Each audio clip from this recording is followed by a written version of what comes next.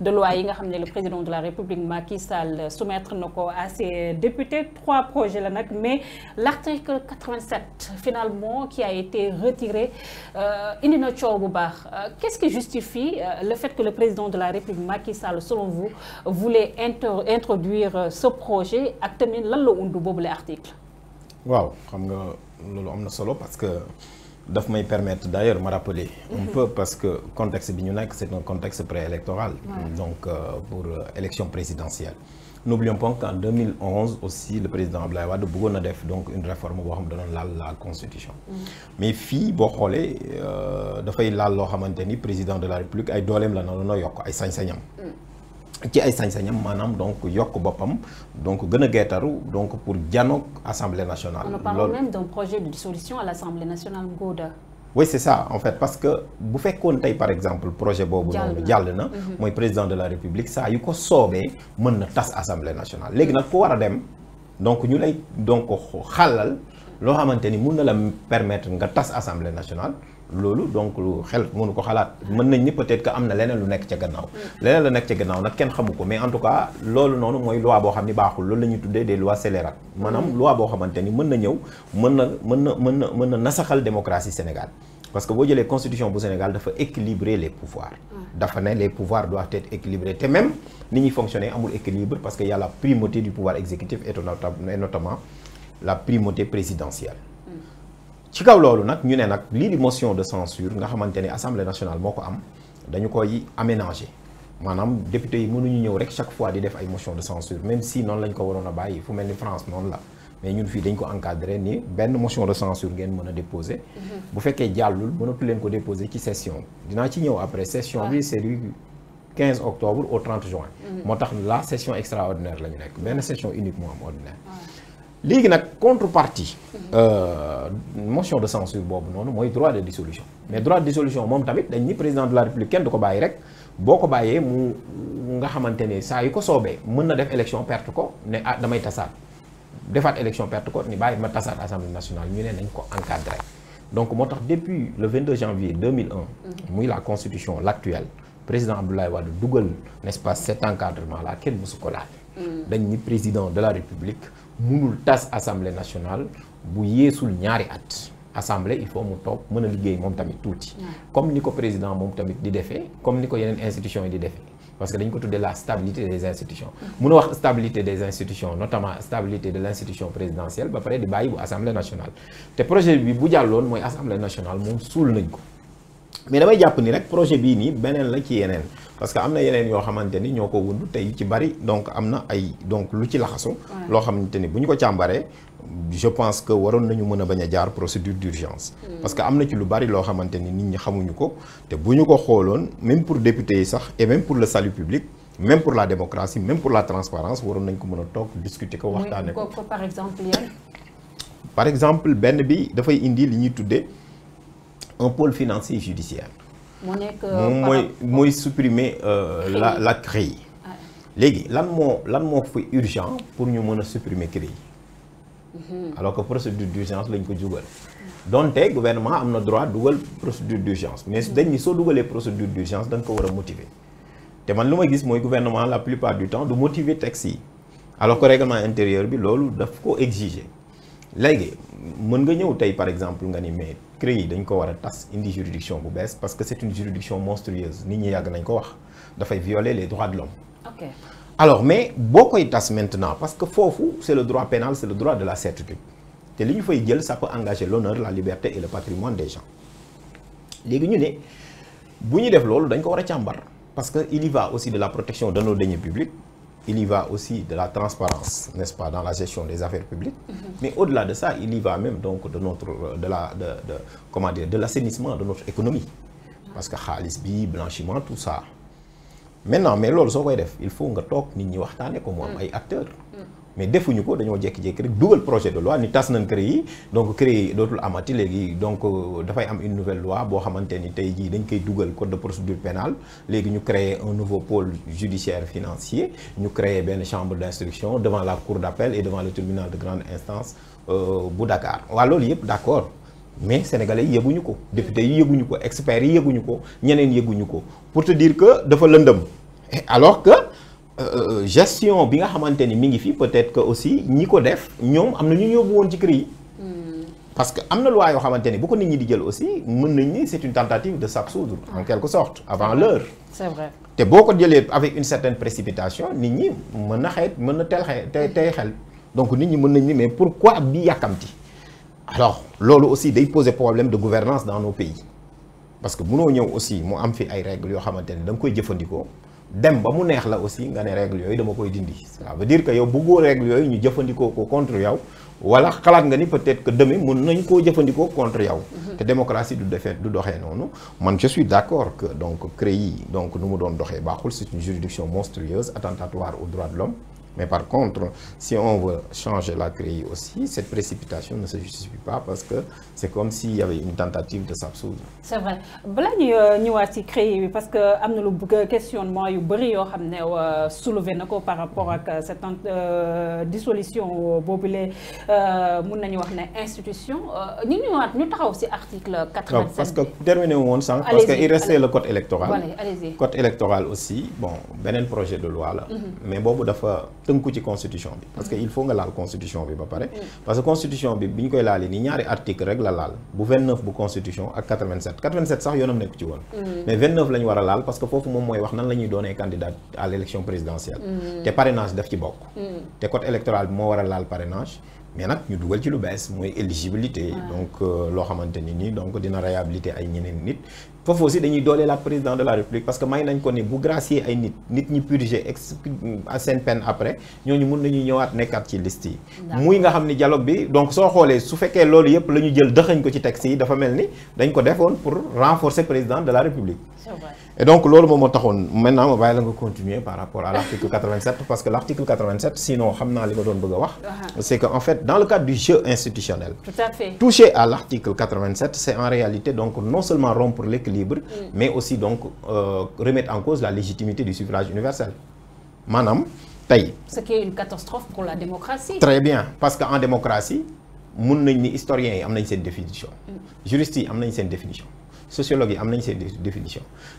Même le citoyen lambda a une définition de la démocratie mais il y a un critère convenu c'est l'origine même des institutions c'est le suffrage universel c'est ce qu'on appelle une origine convenue donc suffrage universel boobu noonu sa légitimité moo taxoon ba nga xamante ne ñu ne 2 ans de législature kenn du laal assemblée nationale pour may respiration démocratique mais ñi ñu tabb sax au moins ñu mun fi toog 2 ans pour ñu mën a xam ndax ñi leen tabboon et cetera am na lu ñu mën a liggéey wala dara. C'est vrai. Et donc bu fekkee ni par exemple dañu remettre en cause parce que soo xoolee. exposé des motifs bi dafay wax ne dañu bëgg a rationaliser les mandats. te ku wax rationaliser les mandats maanaam donc yow da nga bëgg a dissoudre pour coupler élection. parce que Afrique toujours yooyu la ñuy dugal quoi en Afrique. dañu bëgg donc yaxanal. mais par souci de rationalisation aussi voilà mun na xel mun na ko nangu entre guillemets Ngouda. Ou bien il y a un truc politique qui se cache derrière, selon vous? Mais le calendrier, c'est déjà rationalisé. C'est la Constitution qui a rationalisé déjà. Et ça, c'est important. Xam nga homme politique dañuy ñëw bëgg changer loo xamante ne en réalité amul sens. xam nga Assemblée nationale tey dafay contredire lu bari. am na ñu bari ñoo xamante ni man dama fi doon génn di wax ne cohabitation bu ñu deful ndànk dafay am. ma bindoo fi benn papier tuddee ko la cohabitation de l'impossibilité à la probabilité. J'étais très mesuré. Impossibilité à la probabilité. am ñu ñëw bind ne de l'impossibilité structurelle l'actuel garde des Sceaux moom mu bind un article ne de l'impossibilité structurelle de la cohabitation au Sénégal. waa nit ñi bu ñu xalaatee cohabitation kay mënul am Sénégal kon jarul kon ñuy dugal réforme bii naan dañuy mën a tas assemblée nationale kan bu ko saa yu ko président soobee. parce que booy tas assemblée nationale mooy maanaam dafa am crise wala dafa am jafe-jafe ci doxinu institution yi wala dafa am rapport de force mais tey boo xoolee dara urgence amul c'est-à-dire projet bi article bi kenn mënu koo comprendre parce que tey assemblée nationale li fa président de la république yóbbu lépp jàll na. mi ngi dox normalement. ñi ngi wote texte yi donte opposition bi cëral nañ ko cër boo xamante ni ti ministres yi question orale question d'actualité ak motion de censure daan na nelaw c'était des dispositions dormantes peu appliquées et parfois jamais appliquées. mais ci législature bi on a vu que donc députés yi ils ont fait d'énormes initiatives te loolu noonu c'est très bien parce que dafay suuxat démocratie maintenant bu fekkee ne indi nañu nag texte boo xamante ni nii dafay nësaxal loolu yëpp pour jël doole ji maintenant jox ko président de la république d'autant plus que dañu waxoon assemblée nationale dafa ñàkk doole. suñu système yi dañu doon wax l'hypertrophie du pouvoir présidentiel. maintenant du ñu wax nekk sax dañuy wax régime présidentiel régime parlementaire régime présidentialiste dañuy ñëw rek ne un régime du président. maanaam président mooy buum di buum bi lu ko neex mu def. parce que day mën saa yu ko neexee ni assemblée nationale ni muy doxee neexu moom mën naa koo tas su ma neexee organiser élection anticipée su ma neexee et cetera rationalisation bi ñu doon wax mais les mandats aujourd'hui amul tey coïncidence et puis respiration démocratie élection ci la bokk. parce que dañuy fàtte ni ñiy wax loolu yëpp man su ma leen tegoon dama naan leen mais fan ngeen ñuy fàtte askan wi. parce que tey bu fekkee ne dans notre système. L'électeur est roi un jour et esclave 5 ans. maanaam amul benn mécanisme de démocratie semi-directe. Les mécanismes de démocratie semi-directe ma jox la benn exemple. Le droit de pétition kenn mënu koo def devant l'Assemblée nationale da ngay am lu la metti. Le droit d'initiative populaire kenn mënu ko def initiative des lois députés yi ñoo ko mën a def ak président de la République.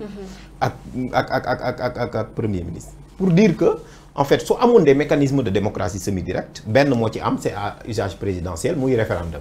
Et les hommes politiques ont peur du référendum léegi maintenant donc respiration démocratique do mënu la am lu dul élection léegi mandat yooyu noonu tey soo ko jëlee bëgg koo coupler bëgg ko def rek bàyyi benn 5 ans certes da ngay wax xaalis naan rationaliser mais l'élection dañuy ne démocratie amul prix mais ça a un coût.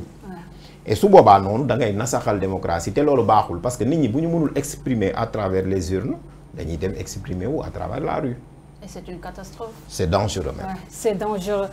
À 7 mois des élections, on avait vu aussi Abdoulaye Wade avec aussi son projet de loi modification. Donc, en tant qu'expert ci wàllum texte yi lan mooy motiver à chaque fois suñu ay homme d'État bu ñuy waaj a pare ci pouvoir bi parce que président Macky Sall mën nañu wax ne il est à 7 mois pour mu jeexal li nga xam ne moo nekk mandat de président de la République du Sénégal ñuy bëgg am ay pion wala ay textes yoo xam ne rek dañ koy def pour déplacer des trucs par-ci par-là aussi. Ouais, il y a une stratégie de conservation du pouvoir. boo xoolee ñi war a dem yëpp parfois dañuy bëgg a rester dans le jeu même ñi ñuy tàgg am na sax ay présidents yu dem ñu tàgg leen mais dañuy wut seen nit teg foofu. En fait cette stratégie de conservation du pouvoir ñaar moo ko wund benn bi mooy nguur gi neex na neex goo xamante ne même nit ñi bu ñu génnee sax en dehors du jeu dañuy bëgg a nekk en dehors pour tirer les ficelles. donc ku mel ni comme kii di le député ni ñu koy waxee sax il avait vu juste wax ne le président Macky Sall il a renoncé certes à sa candidature mais il n'a pas renoncé au pouvoir. C'est Thierno Alassane Sall qui l'a dit. Mais moi je dis que le président de la République n'a pas renoncé à une troisième candidature. Ah oui? Il n'en a pas le droit. La Constitution. Oui, mais la Constitution ne le lui permet pas. Et là, je suis toujours catégorique. Il n'a pas renoncé à une troisième candidature. Il n'en a pas le droit. Et donc, benn bi boobu la boo xoolee en fait la stratégie de conservation du pouvoir. Les gens peuvent donner un semblant. Et d'ailleurs, la plupart du temps, ce fut le cas en Mauritanie, par exemple. Le président qui ko wutu et pourtant dafa yaakaaroon ni kooku bu ñëwee da koy protéger. Et parfois même ça peut mal se terminer. Parce qu'en fait, pouvoir dafa fiir. Nguur dafa fiir. Mais ils pensent qu'ils peuvent mettre donc leurs hommes, leurs propres pions et donc tirer les ficelles en dehors. Beneen bi stop mooy, en fait, les gens, nos chefs d'État, je pense que il y a eu des réflexions en Afrique, beaucoup, mais ce n'est pas encore abouti. Du point de vue constitutionnaliste, du point de vue conventionnel, l'Afrique réfléchir sur le statut des anciens chefs d'État. Ils ont peur de la perte du pouvoir. Ils se disent que si je perds, je vais toroxal. Nous, en Afrique, quand même, donc, nous avons des poursuites judiciaires? Effectivement, mais madame, nous, nous avons un teranga, bon, teranga dañuy yaakaar ne xaalis la rek mais nit ñi peut-être que dañuy bañ et cetera donc voilà comme chef d'État la ñu donc dañuy naan statut bu ñu amoon dootuñu ko amati ñu leen di toroxal ñu yéeg ko wàcc et cetera léegi dañu naan comme amuñu statut ancien chef d'État am na ñoo xam ne sax dañu naan donc man damay dem jéem a dellu si wala même nguur gi su ma ko dee bàyyi aussi dinaa ko sécuriser ba nga xamante ne kenn du ma mën a topp waaye loolu amul sens pour lan parce que ñi nga xamante ne dañ leen a fal ñoom moomuñu nguur gi suñu la falee ça veut dire qu'en réalité mandat représentatif nga am soo waree dem da ngay dem. C'est vrai. ku la war a remplacer da lay remplacer sa gestion suñu ñëwee di ko xool bu fekkoon ni c'est une gestion orthodoxe quand même dañu lay jox médaille d'honneur mais bu fekkee ni c'est pas une gestion orthodoxe maintenant mu am reddition des comptes et en toute transparence noonu la démocratie di doxee. mais man mënuma gëm tey par exemple li xew mais boo xoolee donc ñaari aspect yooyu ci laa jàpp beneen bi ci topp mooy maintenant fii Afrique donc nguur su lépp weesoo dañ ko jàppee comme œuvre de jouissance. jàppee wuñ ko comme sacerdoce. soo gisee tey par exemple nit ñi dañuy nekk ci nguur rek am alal. alors que ci yeneen pays yi ñu dañuy nekk ci nguur mais duñ ci amee alal. wala suñu paree par exemple lu ñu la wax tey par exemple doo ñëw ñu lay wan la fortune de Barack Obama.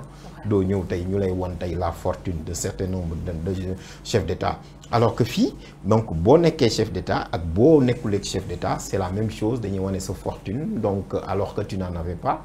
loolu day wane tout simplement que suñu système en fait les chefs d'État am na lu ñu war a mën a xoolee taxaw seetlu. D'ailleurs, le professeur El Hadj Mbodj, c'est sa thèse, un de nos doyens, la succession du chef de l'État. naka la ñu war a remplacer président de la République si texte yi am na solo. mais soo duggee dans la psychologie de l'homme politique africain et le professeur Babacar Kanté da ko daan wax et moi je pense que ça c'est important quand même dañu daan wax ne ñun Afrique ñoo waroon a am les chefs d'État les moins forts. parce que nous sommes des pays à tradition parlementaire. et nous avons les chefs d'État les plus forts. loolu li ko def mooy suñu système adapté wul. par rapport ak ni ñuy dundee dañu dem wut yeneen texte indi ko dañu dem wut leneen indi ko jox ko ay nit ñu am doole ji di buum bi mais normal mais effectivement je te donne un exemple tey fii par exemple dañuy wax tey waxeet et cetera mais dans l'ancien Kayor le roi ñemewu ko woon les rois ont été destitués pour manquement à leur parole. Le roi Daouda Demba a été destitué pour manquement à sa parole. Et c'est juste pour dire donc aussi des gens aussi ont été destitués pour, n'est-ce pas, ay deniers publics yoo xamante ni par exemple dañ ko donc détourné alors que c'était des chefs d'État et cetera ailleurs. tey ñu ngi wax enrichissement illicite dinañ ci ñëw et cetera mais dans des pays comme la Chine ou d'autres mais dañ ko criminaliser. am na foo xam ne sax donc voilà c'est des peines extrêmes. ñu ñëw léegi par rapport ak enrichissement